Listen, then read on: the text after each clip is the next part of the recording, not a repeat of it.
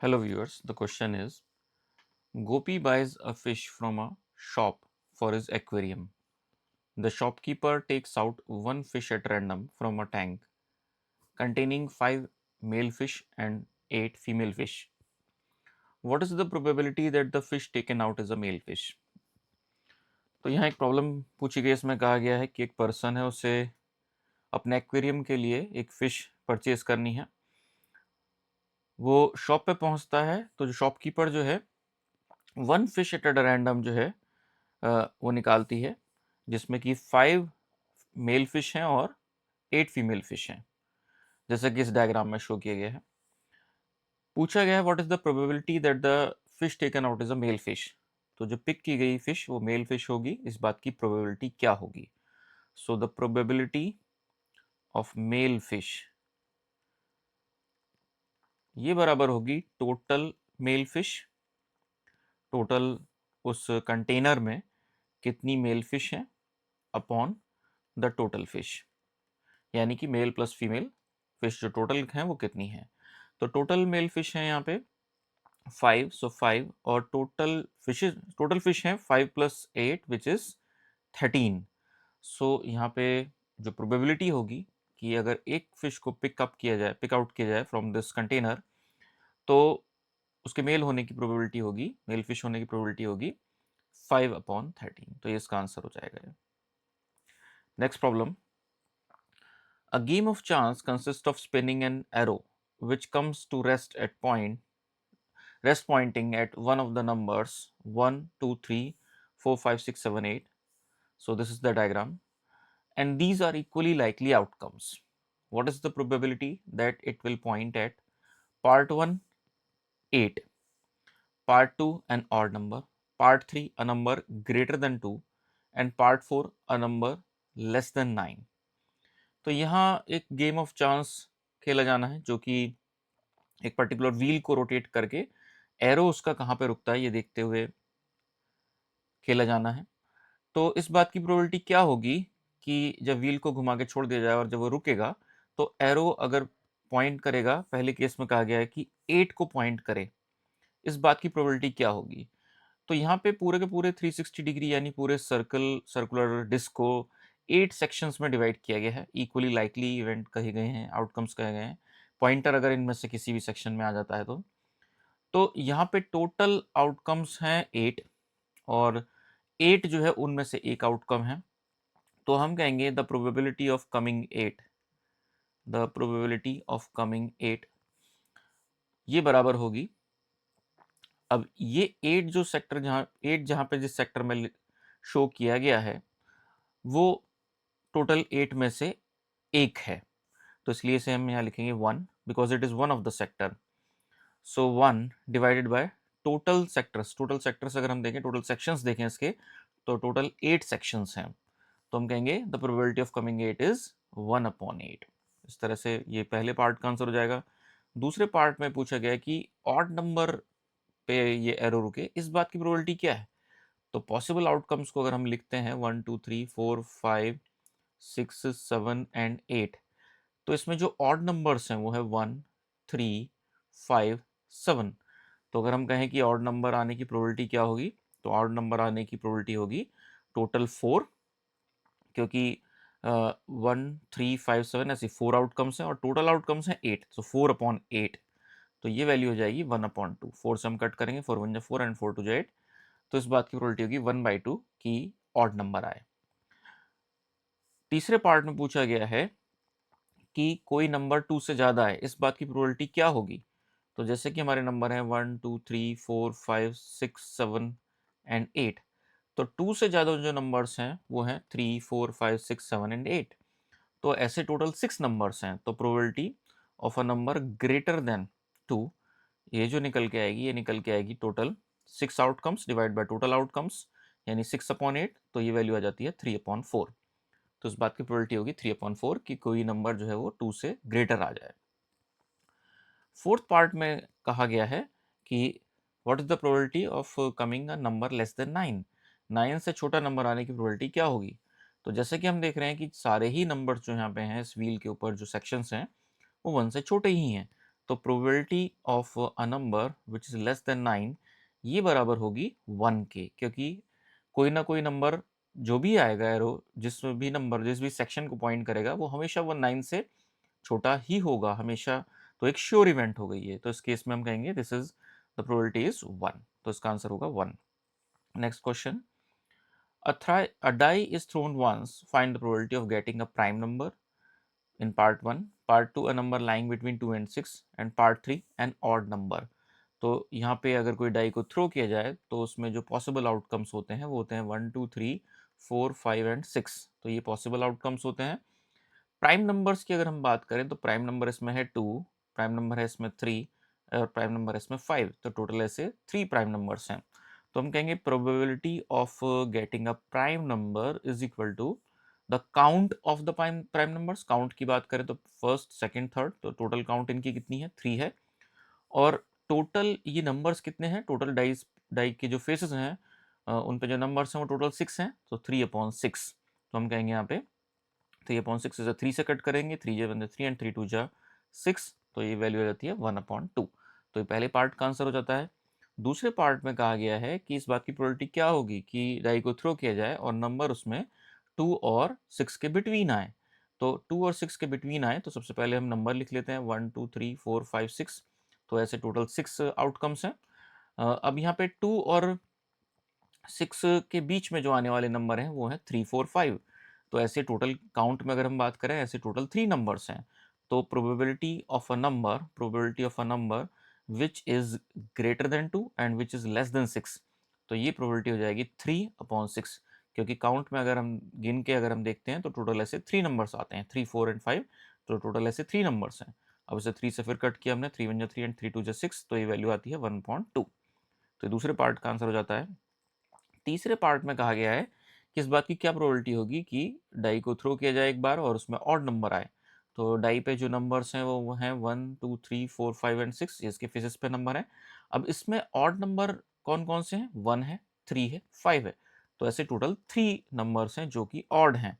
तो total 3 number odd हैं। और अगर हम बात करें काउंटिंग में सारे के सारे नंबर कितनी है काउंटिंग में, तो सारे के सारे हैं 6, बिकॉज 1 2 3 4 5 6 काउंट वाइज अगर हम बात करें तो ये 6 हैं।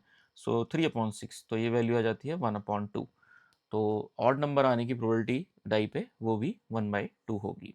Next question, one card is drawn from a well shuffled deck of 52 cards, find the probability of getting a king of red color, part 1, part 2 a face card, part 3 a red face card, part 4 a jack of hearts, part 5 a spade, and part 6 the queen of diamonds।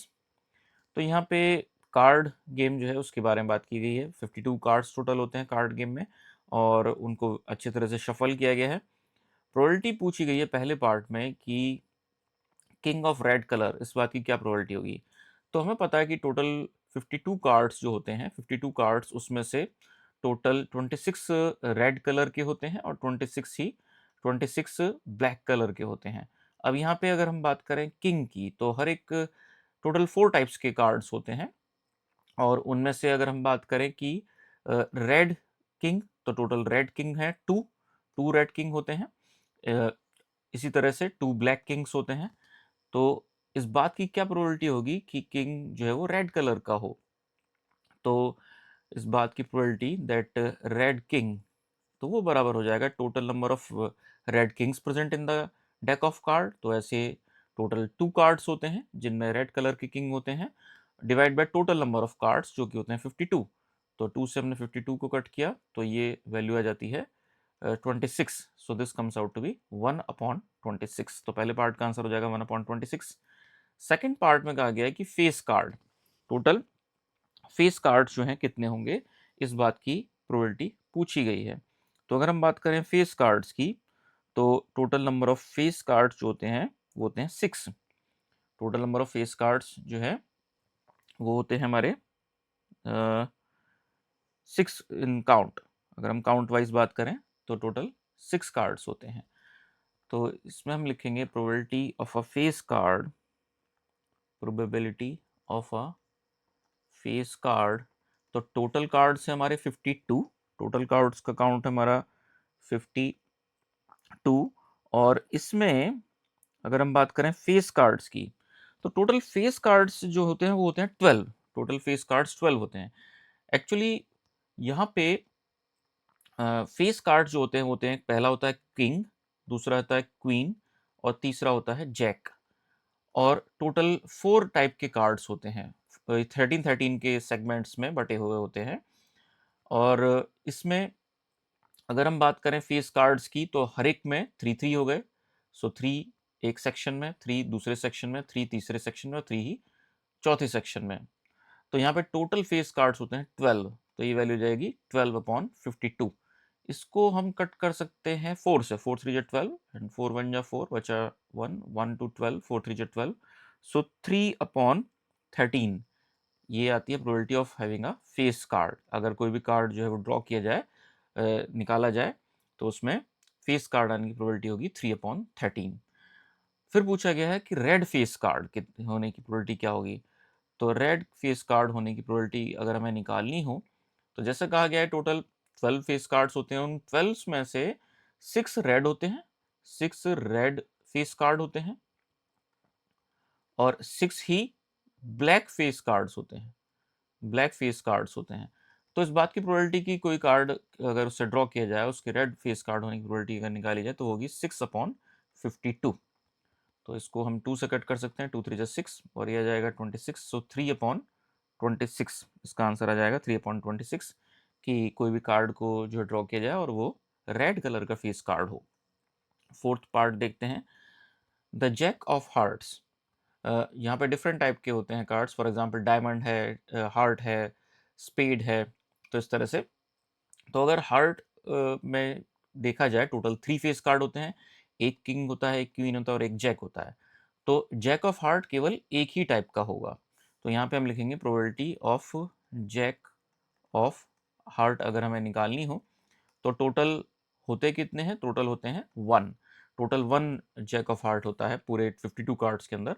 सो इस बात की probability की कोई भी card को जो है draw किया जाए और वो निकले हमारा जैक ऑफ हार्ट्स, तो इस बात की प्रोबेबिलिटी होगी 1/52। तो ये फोर्थ पार्ट का आंसर हो जाएगा। फिफ्थ पार्ट में पूछा गया है what is the probability of having a spade. तो टोटल जो अलग अलग टाइप के 13 के 4 सेगमेंट्स होते हैं, उनमें से एक सेगमेंट होता है स्पेड का। तो टोटल 13 जो हैं वो होते हैं स्पेड्स। तो अगर हमसे पूछा जा रहा है कि what is the probability of having a spade, probability of spade अगर हमसे ये पूछी जा रही है, तो टोटल होते हैं स्पेड 13 और टोटल कार्ड होते हैं 52। तो ये हो जाएगा 13/52 विच इज 1/4। तो इस पार्ट का आंसर हो जाएगा 1/4। सिक्स्थ पार्ट में पूछा गया है queen of diamond. Queen of diamond होने की प्रोबेबिलिटी क्या होगी। अब हर एक टाइप के 4 कार्ड्स, जैसे कि 4 सेगमेंट में बटे हुए हैं, 13 ईच, हर एक में एक एक क्वीन होती है। और डायमंड में, जो कि रेड कलर का होता है, तो डायमंड में अ, इस बात की प्रोबेबिलिटी क्या होगी कि एक क्वीन होगी। तो यहाँ पे टोटल काउंट वाइज अगर हम देखें, तो केवल एक ही क्वीन होती है डायमंड की। तो probability of the queen of diamond, queen of diamond, तो ये बराबर हो जाएगा 1/52, क्योंकि केवल एक ही जो है क्वीन ऑफ डायमंड होती है। तो इस बात की प्रोबेबिलिटी कि हमने इस डेक ऑफ कार्ड से केवल एक कार्ड ड्रॉ किया, तो उस बात की प्रोबेबिलिटी होगी 1/52। तो ये सिक्स पार्ट का हमारा आंसर आ जाता है। नेक्स्ट क्वेश्चन देखते हैं। नेक्स्ट क्वेश्चन में कहा गया है कि 5 cards, the 10, the jack, queen, king and ace of diamonds are well shuffled with their face downwards. One card is then picked up at random. What is the probability? पहले part में पूछा गया what is the probability that the card is queen. दूसरे part में पूछा गया है if the queen is drawn and put aside, what is the probability that the second card pickup is in part A an ace and in part B a queen. तो यहाँ कहा गया है कि टोटल 52 कार्ड में से केवल 5 card select किए गए हैं, जिनमें कि एक 10 जिसके ऊपर लिखा हुआ है, एक है जैक, एक है क्वीन, एक कार्ड है क्वीन, एक है किंग, और एक है S of diamond, S of diamond. तो इस तरह से टोटल देखा जाए तो 5 कार्ड्स लिए गए हैं और उनको अच्छे से शफल किया गया है और उनमें से कोई एक कार्ड को पिक किया गया है। तो इस बात की प्रोबेबिलिटी क्या होगी कि उन पांचों में से जो एक कार्ड खींचा जाए, निकाला जाए, वो क्वीन हो। तो टोटल कार्ड्स हैं 5, तो ये डिनोमिनेटर में आ जाएगा 5, और उनमें से केवल एक सिंगल क्वीन है, तो टोटल आउटकम जिसकी प्रोबेबिलिटी निकालनी है वो है 1, तो हो जाएगा 1/5। तो इस बात की प्रोबेबिलिटी की इन 5 कार्ड में से एक कार्ड को खींचा जाए और क्वीन ही निकले, तो वो होगी 1/5। दूसरे पार्ट में कहा गया है कि अगर क्वीन को ड्रॉ कर लिया गया और उसको अलग रख दिया गया, तो इस बात की क्या प्रोबेबिलिटी होगी कि दूसरा कार्ड जो पिकअप किया गया वो एक एस हो पहले पार्ट में और वो क्वीन हो दूसरे पार्ट में। तो यहाँ पे अगर क्वीन को जो है सेट असाइड कर दिया गया है, अगर उसको अलग से हटा के रख दिया गया है, तो टोटल जो हमारे पास अब रिमेनिंग कार्ड बचते हैं वो बचते हैं केवल 10, जैक, किंग और एस ऑफ डायमंड।